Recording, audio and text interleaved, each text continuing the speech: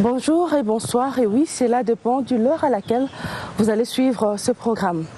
Avant de vous présenter notre invité d'aujourd'hui, je m'en vais dire un grand merci à toutes nos chaînes partenaires. Et pour la toute première fois, Derrière le masque change son décor. Et c'est pour vous amener ici, à la résidence de Monsieur l'ambassadeur d'Italie en République démocratique du Congo, Monsieur Pio Mariani. Bonsoir. Excellence, qu'est-ce qui est pour vous indispensable en Italie et qui vous manque à Kinshasa? Oh bon, peut-être ce sont surtout quelques amis que j'ai à Rome et mes frères. J'ai un frère à Rome qui est un médecin, un gynécologue, et une sœur qui est près de Bologne avec sa famille. Et ce n'est pas facile parce qu'il n'y a pas de connexion directe entre Kinshasa et Rome. Il faut toujours passer par un autre pays, alors ça prend du temps et c'est surtout ça. Mais pour le reste ici, bon, ça va très bien. Alors, il y a beaucoup de personnes qui nous suivent, qui s'impatientent à savoir en quoi consiste réellement le travail d'un ambassadeur. Alors, essentiellement, le travail d'un ambassadeur, c'est d'essayer de multiplier les rapports entre son pays qu'il a envoyé là, l'Italie, et les pays hôtes, et la République démocratique du Congo. Et on fait ça dans des secteurs, on doit travailler pour multiplier les liens économiques, culturels, politiques entre les deux pays. Alors, il doit avoir des contacts avec le gouvernement, naturellement, qui est son premier interlocuteur, et puis avec le Parlement, les hommes politiques et les femmes politiques, et la société civile. Et comment se présente une journée de l'ambassadeur que vous êtes? Alors, l'ambassadeur, je dis, c'est un peu le sommet de l'ambassade. L'ambassade, naturellement, a des autres tâches qu'elle doit faire, et l'ambassadeur doit veiller, donner la direction pour faire ses tâches. Quand j'arrive normalement tôt à mon ambassade, aux environs 8 heures le matin, et alors on commence tout de suite pour voir les courriers, et les courriels qui viennent de Rome et de la RDC. On essaie de voir ce qu'il y a, et puis il y a les courriers officiels qui viennent amenés par un membre de l'ambassade. Et à ce moment-là, il faut, disons, répondre à des questions, faire des rapports sur la situation économique ou bien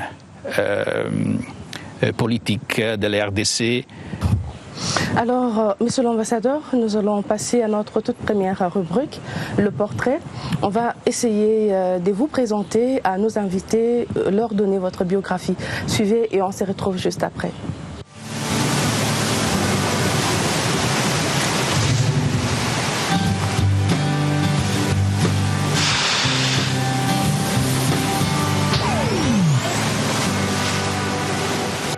Le 22 décembre 1849 à Mirandola, Pio Mariani est docteur en droit de l'université La Sapienza de Rome depuis 1873. Le 4 mai 1878, il réussit le concours d'entrée dans la carrière diplomatique après avoir suivi un cours de droit et histoire internationale à la section de l'université Johns Hopkins. À partir du 4 août 1880, il suivit une formation professionnelle de 5 mois à l'Institut diplomatique du ministère des Affaires étrangères, où il sera désigné pour exercer les fonctions du bureau 2 de la Direction générale des affaires politiques et au secrétariat de cette même direction. Le 10 décembre 1881, M. Pio Mariani sera ensuite nommé premier secrétaire commercial à Kuala Lumpur. 4 années plus tard, il deviendra premier secrétaire délégation à l'ambassade de l'Italie à Paris. Le 1er mai 1898, il est nommé conseiller délégation auprès du même siège et en 1890, il sera nommé au bureau 5 de la Direction générale des affaires politiques. Le 2 juin 1893, il devient conseiller commercial à Tokyo. 6 années plus tard, M. Pio Mariani deviendra le premier conseiller à Londres. Revenu au ministère en juin 2001, notre invité d'aujourd'hui sera désigné à la Direction générale pour le pays d'Europe en qualité du chef du bureau 1. Le 1er septembre 2005, il est nommé ambassadeur à Colombo, au Sri Lanka, avec accréditation aussi à Mali. Et c'est depuis le 4 mars 2010 que M. Pio Mariani est ambassadeur de l'Italie en République démocratique du Congo. Des retours sur notre plateau, derrière le masque. Alors, nous venons là de suivre votre biographie et cela nous pousse à notre deuxième tranche de cette émission. Monsieur l'ambassadeur, lorsqu'on dit ambassadeur, pour plusieurs personnes, cela signifie du luxe, voyager en première classe, être au premier loge, mais il y a aussi un autre aspect, les déménagements, les aménagements. Alors, comment un couple et une famille peuvent résister à tous ces changements?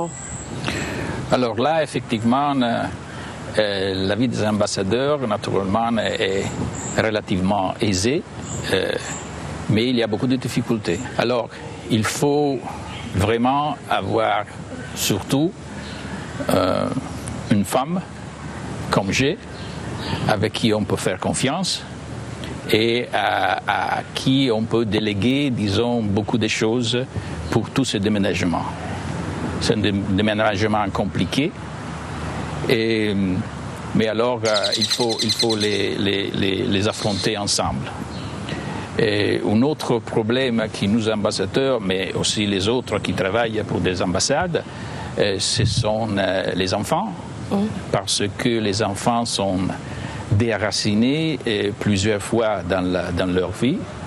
Ils nous suivent dans les différents postes. Pour ce qui concerne l'Italie, on n'a pas beaucoup d'écoles italiennes à l'étranger, seulement 3 ou 4.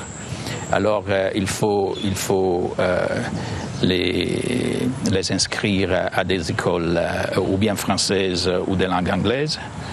Et après 4 ans, disons, 3-4 ans, ces enfants doivent partir et laisser leurs amis, petits amis et tout ça. Alors ça pose pour les enfants des problèmes qui ne sont pas négligeables. Et là aussi, il faut que la famille soit unie pour affronter ensemble ces problèmes.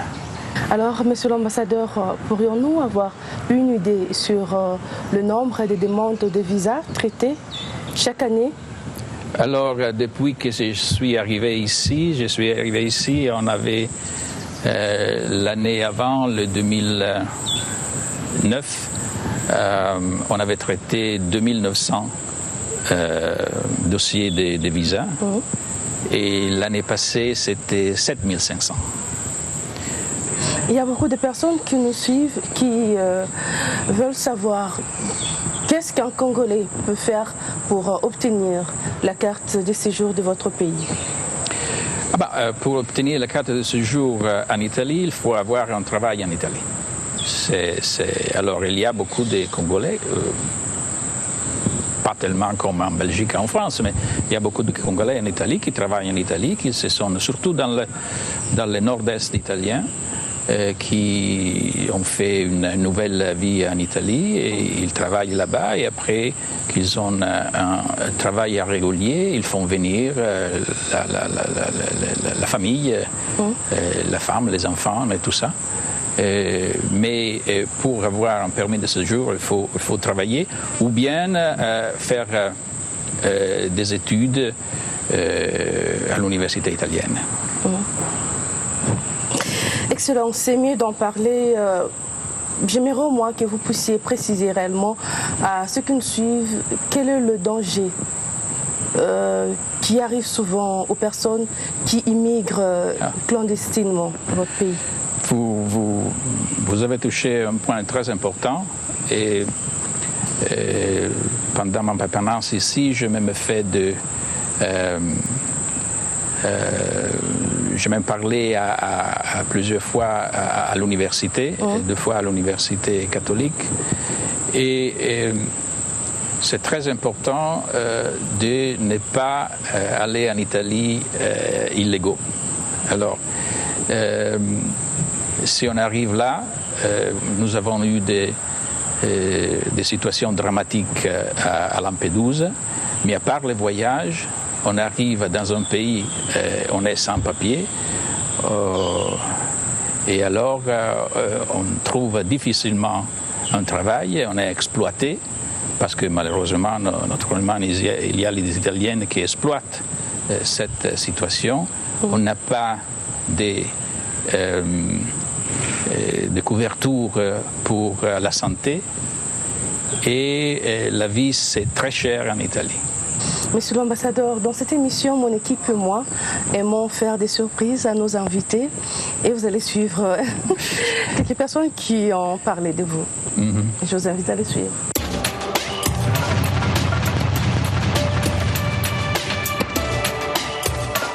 Je pense que ce que je peux dire sur l'ambassadeur, c'est d'abord qu'il a été dans notre pays, le Congo, au moment où, avec l'effervescence démocratique, nous avons besoin d'un ambassadeur, on va dire, tempéré, d'un ambassadeur travailleur et qui travaille sur la réconciliation, pour ne pas dire la reconstruction de notre pays. Il a permis, grâce à beaucoup d'émissions qui sont venues ici, la contribution à la politique nationale de reconstruction nationale, la révolution de la modernité, dont j'assure la communication. Il a encouragé beaucoup d'Italiens à travailler chez nous, par exemple M. Angelo Parenti, qui est mon partenaire principal à Télé 50. Le remercier de nous avoir donné un peu de son temps, de son talent, de sa disponibilité. Je suis sûr qu'il va être appelé à d'autres fonctions, peut-être pas en Italie, peut-être ailleurs. Les diplomates tournent beaucoup. Je ne sais pas si il va garder un bon souvenir de notre pays, de la vitalité congolaise, des hommes et des femmes congolaises. Donc oui, je lui dis d'abord merci, et puis je lui dis bon courage et bonne chance pour la suite de sa carrière. Alors, je connais l'ambassadeur d'Italie accrédité en RDC, Excellence M. Pio Mariani, une personne bienveillante. Je l'ai rencontré dans le cadre de mon magazine, une émission que je présentais à l'époque sur une chaîne de télévision privée de la place. Donc, c'est parmi les premiers diplomates qui ont donné de la voix à mon magazine. C'est parmi les premières personnes qui ont cru d'abord à ce projet. Je dirais que l'ambassadeur a été une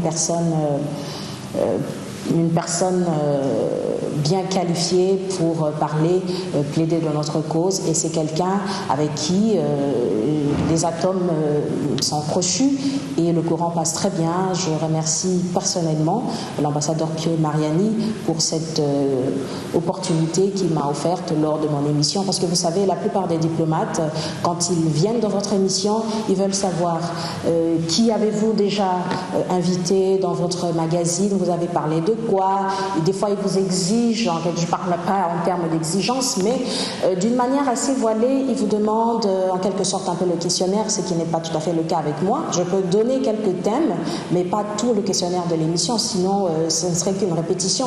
Il faudrait qu'on sente ce suspense-là, il faudrait qu'on sente qu'il y a une espèce d'un jeu, un peu de surprise dans l'émission, et l'ambassadeur Pio Mariani a toujours été, et il reste toujours très disponible dans mon magazine. Il m'a jamais imposé un questionnaire, il m'a jamais compliqué dans son agenda. C'est quelqu'un, lorsque vous appelez, il vous répond positivement, et ça me va tout droit au cœur. Je lui souhaite plein de succès dans sa carrière diplomatique. L'ambassadeur va partir cette année. Après 4 années, il a travaillé très bien. Nous sommes désolés qu'il laisse. Nous espérons qu'il vienne un autre ambassadeur qui travaillent bien comme M. Pio Mariani. So, merci, encore congratulations à le bon travail de son Excellence Pio Mariani et je souhaite à lui bon avenir. Merci, au revoir. Bon, il faudrait faire ça à ma femme. J'ai bien apprécié. Bon, ils sont tous très gentils, mais bon, je dois dire que j'ai essayé de faire de mon mieux pour approcher, disons, nos deux pays. Excellence, vous êtes diplomate.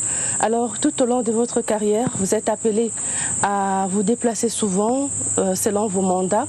Alors, comment se passe l'apprentissage des différentes cultures? Toutes les fois, bon, au début, je dois dire que c'est très intéressant. Parce que toutes les fois, comme je dis, j'ai travaillé en Malaisie, au Japon, Paris à Londres, peut-être c'est plus proche de caractère italien, mais on s'approche avec beaucoup d'intérêt et beaucoup de curiosité. Parce que on apprend à connaître le pays. C'est pas comme un touriste qui reste 2, 3 jours, 4 jours, mais on vit dans un pays pendant des années. Naturellement, il faut commencer toutes les fois à se faire un réseau de connaissances. Et peut-être c'est un peu fatigant, parce que mais c'est très intéressant, je dois dire, de connaître un peu plus de près, un peu plus en profondeur les gens des autres pays. Et quel souvenir gardez-vous de cette période en mission en République démocratique du Congo? Je dois dire que j'ai surtout, dans ma mémoire, restera le moment de Kindu, quand avec le précédent, le ministre des Affaires étrangères, on a été à l'aéroport pour dévoiler une plaque à la mémoire des 13 aviateurs italiens qui avaient été tués ici il y a 5 ans, en 1961. Alors là, il y avait le ministre Tambwe, qui est le ministre des Affaires étrangères à ce moment-là, qui m'a beaucoup aidé. On a fait une cérémonie avec l'évêque de Kindu. Et alors là, c'est vraiment un moment fort de ma permanence. Nous passons à notre troisième rubrique, Lingua. Vous allez ouvrir et puis essayer de nous lire les proverbes que vous allez trouver. Alors, Lingua. Juste la phrase. Juste la phrase. Allora, Mosapi moko ezukoloka et longite. Vous avez l'idée si c'est dans quelle langue? Je suppose que c'est Lingala. Oui. Ah, vous avez réussi. Mais ici, mais je n'ai rien compris. Hein? Alors, je dépends complètement de vous. Ce que vous venez de lire signifie, il y a plusieurs définitions, mais j'ai sélectionné celle-ci. Ce n'est pas avec un seul doigt qu'on se lave le visage. C'est en lingala, comme vous avez dit, comme les sons à tirer, l'union fait la force. Ah oui. Excellence, parlez-nous des différents secteurs dans lesquels l'Italie, votre pays, appuie la République démocratique du Congo. Alors, avant tout, on l'appuie à travers l'Union européenne. L'Union européenne a un budget de quelques 250 millions chaque année pour des projets de développement ici en RDC. Et vous devez savoir que de ces budgets, le 12% vient, disons, de l'Italie. Alors, on la suit pour l'aider dans le milieu économique. J'ai essayé de convaincre des entrepreneurs italiens de venir ici en RDC. la situation du climat des affaires n'est pas encore tellement bonne, disons, mais il y a eu beaucoup d'intérêt et un intérêt qui était accru aussi par les problèmes économiques qu'on a maintenant en Europe. Alors il y avait beaucoup d'entrepreneurs italiens qui n'avaient jamais pensé à la RDC comme un pays avec qui faire des affaires. Mais à ce moment-là, ils se sont penchés sur les pays. Mais pour le moment, encore, c'est un peu compliqué. Il y a quand même des entrepreneurs italiens qui sont ici, et pas seulement ceux qui ont été ici depuis 30 ans, qui connaissent un peu la situation, mais de nouveau, il y a une compagnie italienne qui va construire une usine pour faire des composantes de maisons. Ils sont en train de faire quelque chose avec des Chinois à Lumumbashi. Il y a d'autres qui sont dans le secteur de la télévision ou bien des secteurs de la sécurité pour les grandes maisons. Et puis, il y a, disons, des importations des produits italiens et des exportations des produits congolais. Alors, c'est un appui politique et économique. Alors, une question qui n'a rien à voir avec votre fonction et le Congo, mais ça reste, selon moi, une question africaine. Quelle image gardez-vous de Nelson Mandela? Ah bon, Nelson Mandela a été un géant, naturellement, et a été un géant parce qu'il a réussi là où beaucoup d'autres présidents ou d'autres hommes politiques n'ont pas réussi, c'est-à-dire de faire de ce pays, l'Afrique du Sud, qui a des contrastes, il y a des problèmes tribaux comme tous les autres, à faire cette société arc-en-ciel où tout le monde se reconnaît dans le pays, avec les différences. Alors, ici, malheureusement, il y a encore beaucoup de problèmes en RDC. Mais Mandela, c'est vraiment quelqu'un qui est un géant de l'Afrique pour ce qu'il a fait. Et je dois dire aussi parce qu'il a démontré qu'il a fait son travail et puis il est parti. Et il a dit, bon, maintenant, à quelqu'un d'autre d'essayer de faire avancer le pays. Alors, vraiment, une personne incroyable du point de vue politique, une personne devant laquelle il faut s'incliner à sa sagesse politique.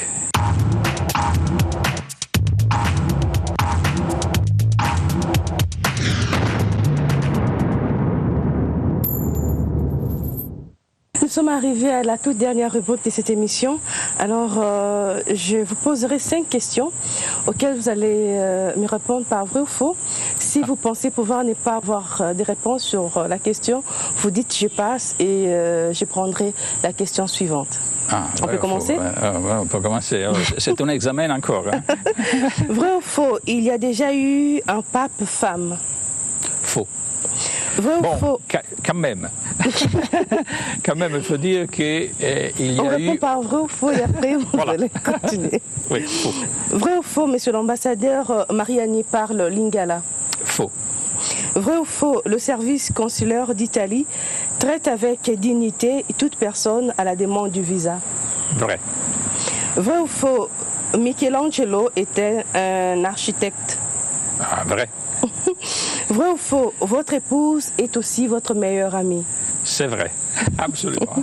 Alors, vous avez quelque chose à ajouter? Non, c'est seulement parce qu'il y a eu une période très obscure de l'Église catholique. C'était dans le 12e, 3e siècle.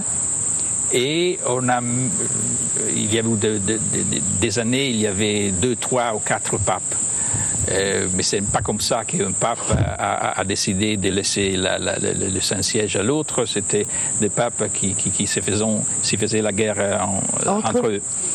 Et on dit même, mais c'est une légende peut-être, qu'il y a eu même une papesse. Mais c'était la confusion totale à ce moment-là. Il faut demander au monsieur le nuncio. Alors nous sommes arrivés à la fin de cette émission, mais juste une dernière question avant de finir. Quelle nous réserve l'Italie du futur? Alors l'Italie, pour le moment, c'est dans une phase difficile, économique et politique. Mais l'Italie, encore, c'est un des pays les plus industrialisés, un des pays qui a un niveau de vie très important. Et alors, l'Italie a passé des périodes de crise bien majeures. L'Italie, après la guerre, la Deuxième Guerre mondiale, l'Italie était vraiment détruite et carence d'argent et tout ça. Alors, après 15 ans de la fin de la guerre, il y a eu les miracles économiques italiens dans les années 60. Et à ce moment-là, la croissance a été très importante et on est devenu une des principales puissances industrielles. Je crois qu'on va passer ces moments de crise, mais la flexibilité et, si vous me permettez, le génie italien va revenir parce qu'il est là quelque part. Il faut l'aller trouver encore, comme Michelangelo. Et je crois que pour le futur, une fois qu'on a stabilisé un peu la situation politique et économique, on aura encore l'Italie sur la scène internationale pour un rôle de premier plan, surtout et dans le camp de la promotion de la démocratie, de la promotion de la femme, parce que c'est très important dans ces moments-là. Nous voyons qu'il y a dans des pays, les femmes ne peuvent pas même conduire la voiture. Alors, je ne dis pas qu'il n'y a pas de machos en Italie, il y en a, mais le sentiment en italien, c'est qu'on doit avancer pour l'émancipation de la femme partout dans le monde, parce que c'est là qu'on pourra avoir vraiment une paix qu'on peut partager. C'était un réel plaisir pour moi de passer ces 30 minutes avec vous et avec vous, nos amis qui nous suivent. Un grand merci à vous de nous avoir accueillis à votre résidence. Et pour ceux qui nous suivent, nous vous fixons rendez-vous très prochainement, mais c'est avec notre décoration habituelle, donc les décors habituels de Derrière le masque, que vous allez suivre le prochain numéro. Au revoir.